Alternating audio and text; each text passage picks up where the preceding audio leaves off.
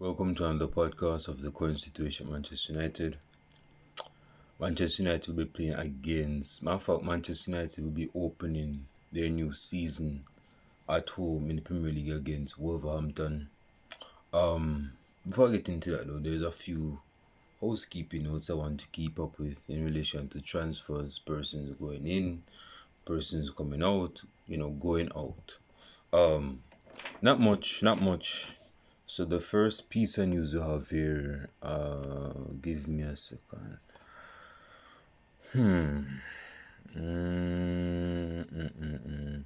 Three clubs chasing Anthony Martial as his value reaches an all-time low.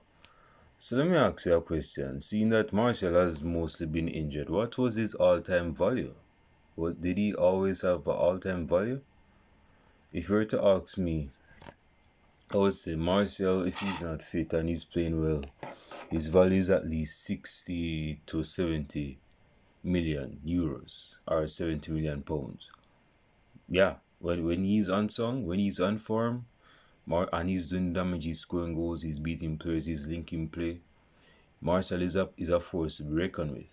No, it hasn't been an occurrent thing because of his playgrounds of injuries, but when he's not injured and he plays well on a consistent basis, he really shows what his value is worth. And it's unfortunate that a talented striker like him, a talented player like him, is just not cutting the cake right now for Manchester United. Plus, he's just plagued with injuries. He's not getting much games. This is what I'll say, man. We should not be, as much as some person would like Marcel to leave, because apparently it says here that the Manchester United forward has turned from hero to villain at Old Trafford, still lauded by some fans but increasingly written off by a majority that has become very frustrated by his lengthy and numerous injuries and spasmodic form. His hot and form, if that's a type of form. But right now it's the wisest choice right now is not to sell him, because again, if we sell Martial, we're going to still need a striker anyway. So if it's best we keep Martial right now, and if you want to go out, say after next season, then so be it. But right now we have to keep him, unless we're going to sell him and get two strikers. Because even with him right now, we need another striker, but we're not going to have that conversation right now. Holland is still out with injury. Rashford is not comfortable playing through the middle. He's not suited for that lone centre forward position. He's not a centre forward. He thrives off the centre forward. He plays wide. He's a wide player. So Holland and Martial, man, those are like the two only focal strikers in our squad. And I haven't even seen Holland play. But I like to play. I like to think that he's an out and out striker, and he's not similar to Rashford, that has to like go to the wing to get goals. So yeah, three clubs that are interested in Martial went on a rampage, but Inter Milan, West Ham United, and Fenerbahce are interested in Martial should not be leaving.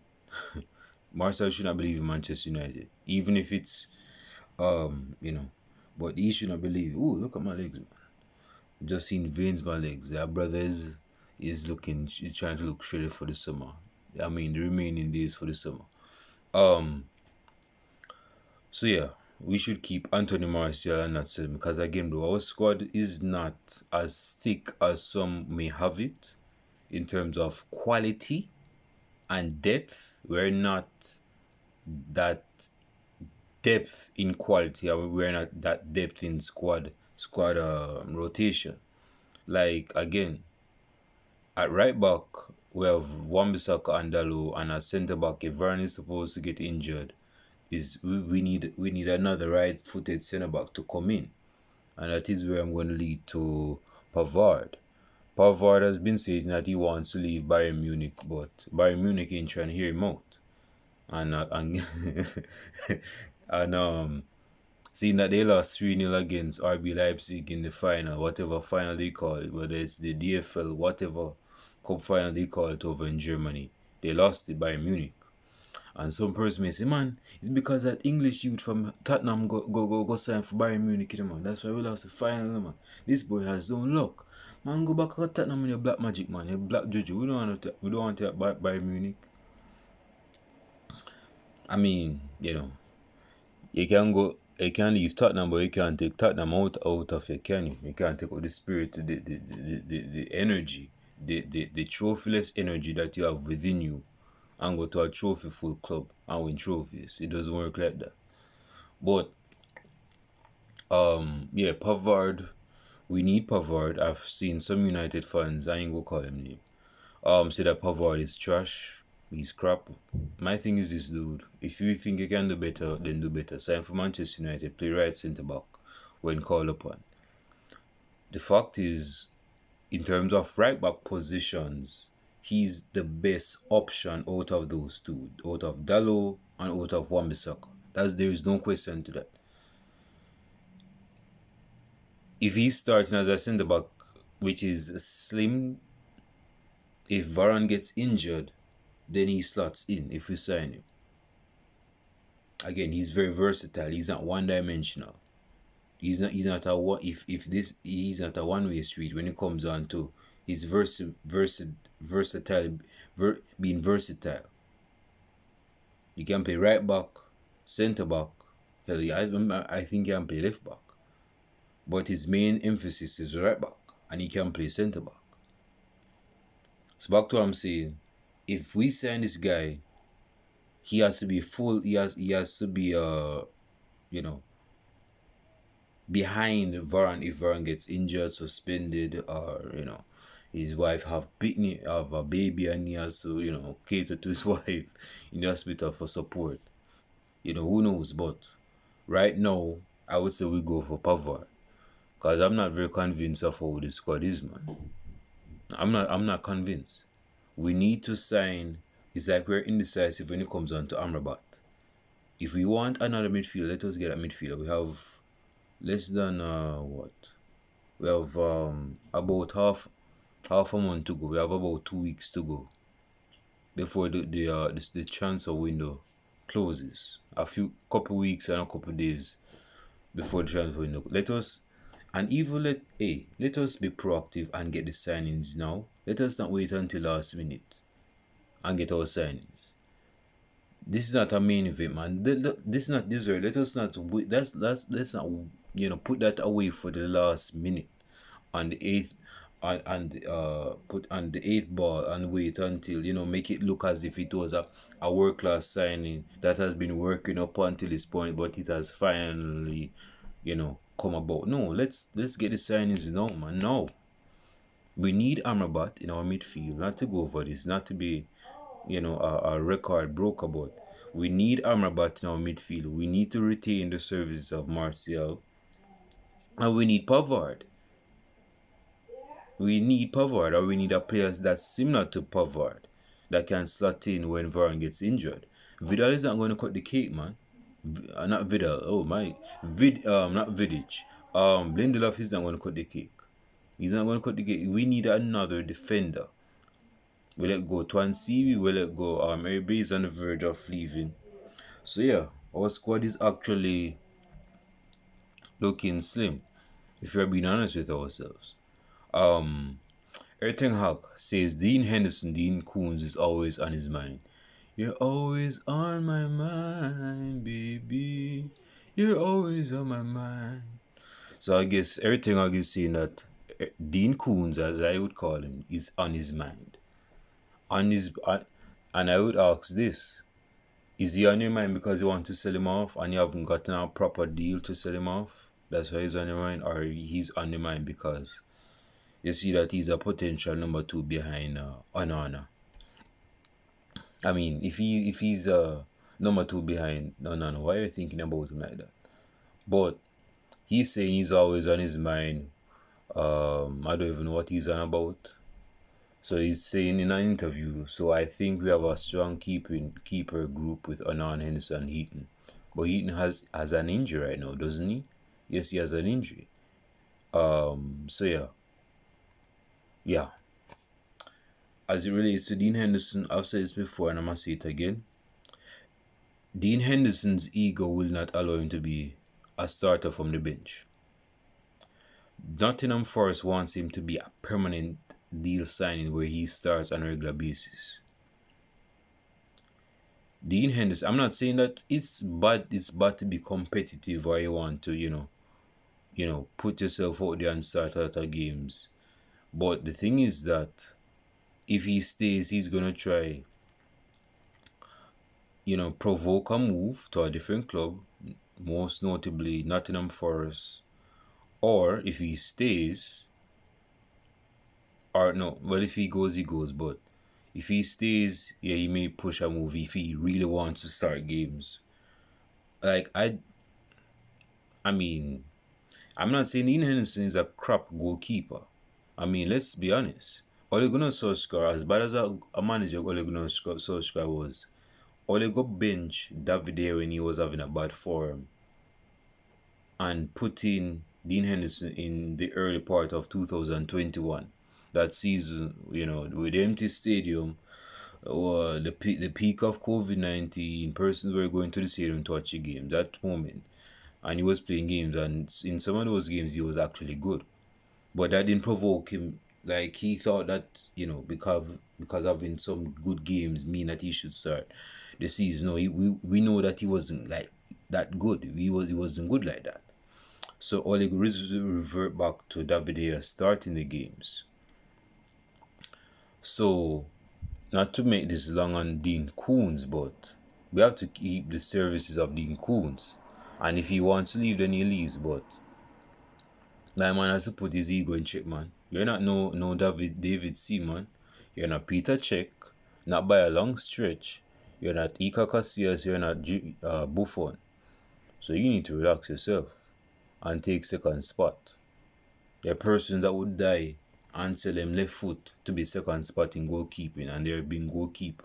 You don't want to take the second spot of being goalkeeper at Manchester United? Come on, man. Okay, okay, that's supposed to be it for the transfers. Well, there's another transfer here, but it's not necessary I mention it. It's about some guy named Thuram. Now, we have a game, our first game for the season actually, and it will be against Wolverhampton. Now, here's the thing. I've just said that I'm not convinced about our squad, and I stick by that. Unless we grab our cojones and sign Amrabat just full header and just get him in, because our midfield is still slim. We still need options in our quality options in our midfield, not just midfields. Period. We need proper names in our midfield. Amrabat, another centre back, whether it's Debo or Pavard, who else? We need another centre back, a right centre back, right-footed centre back preferably. Thank you. And we need a midfield that can play alongside Casemiro. Eriksen can't be doing that all the time. He doesn't have the summer for that. And we can be heavily reliant on Casemiro to do all the dirty work. So with that being said, given our game tomorrow against Wolves, Wolves is not in the best of they lost their manager a couple of days ago because Wolves was incompetent in the transfer window. Not that transfer window is finished, but so far they weren't backing him. They weren't giving him money to make any signings. And Wolves have they've sold a few players. They sold their key midfielder Neves to the Saudi Arabia League. So he fell prey to that. My man was saying, "Oh, I went to the Saudi Arabia League to support my family." It's not really about money. I just want to support my family. So, and they sold Bolly, which played for Nottingham Forest. Yeah, Nottingham Forest. Yeah. Man, he was colossal. Not colossal. That's a lie. He was decent in the Nottingham Forest defense yesterday against Arsenal. Um, yeah, man, they still have a few players. I think Jimenez left as well, so they're on the ropes. They're not in a they're not in a good shape right now, Wolves, and it's for us to pounce on that weakness. Let us not, retreat. Let us pounce on that weakness. That squad is slim. So, given our options right now, I didn't listen to Eric. I should have, but I didn't. I should have listened to Eric Ten Hag's press conference to have more of an insight of what is players that are injured, who is available. You have to see with our brother's laziness. He's coping with it. My starter, of course, is Onana. Will make his debut at Old Trafford in the Premier League as right back. I'm going with. You know what? I'm going with Dalot. I'm going with Dalot at right back, centre back, Lisandro Martinez and Varane, and Luke Shaw at left back. In the midfield, Casemiro, Eriksen, and Bruno Fernandes. Left wing is Marcus Rashford. As striker, is Martial injured still or he's not injured? Oh, what's going on? I don't like that. I really don't like that. Give me a second. Is Martial injured? Is Martial injured?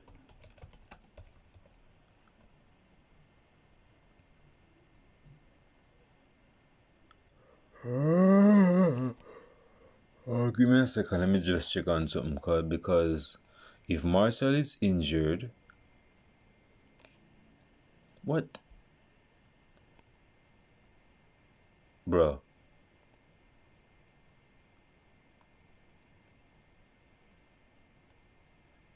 So it seems as though Martial will be out with injury.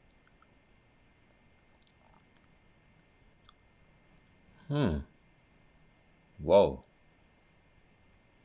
So I guess Bruno will be playing through the middle lane as a false nine, dropping deep to support Rashford and on the right wing, which will leads me. Hell, we might even see Bruno Fernandes on the right wing tomorrow. Trust me. But I believe Bruno will be starting at number 10, Rashford on the left wing, and up top, you don't have no out-and-out striker, man. Holland is out with injury. Martial is a doubt.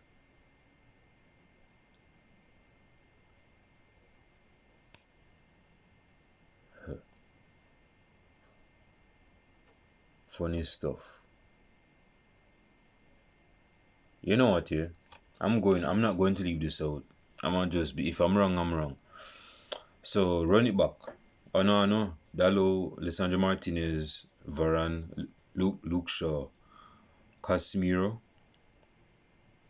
Eriksen, Bruno Fernandes as number 10, Rashford as left wing, Antony as right wing. I'm going with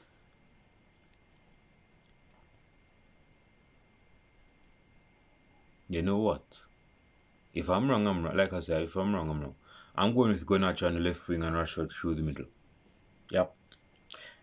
Dude, we're playing against Wolves. Not Newcastle, where we have to be a bit hesitant to give space. Yeah. Yeah. So yeah, I'm dead on that. I'm dead on that. I believe Garnacho will be playing on the left, Rashford through the middle. Leave your comments down below in the comment section. Man, I want to talk about something else now, but I don't want that topic to take away from my video podcast tonight. So I might save for another time. Yeah, comments down below. My prediction is that we win 3-0, a conventional 3-0 victory against Wolverhampton. I don't see Wolverhampton causing any threat tomorrow.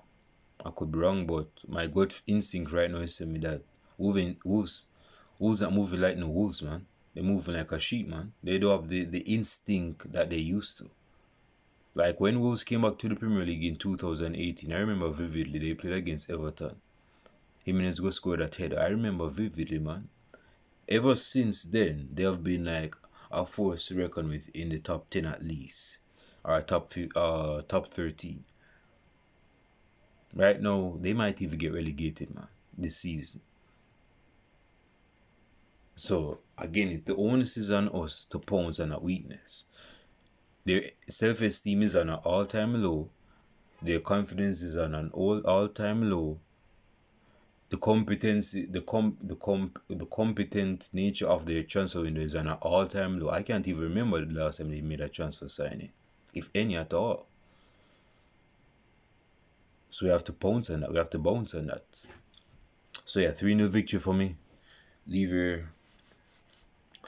your comments down below in the comment section on your score prediction. Yeah, I'll be doing a match reaction tomorrow. I'll see you guys tomorrow. Peace.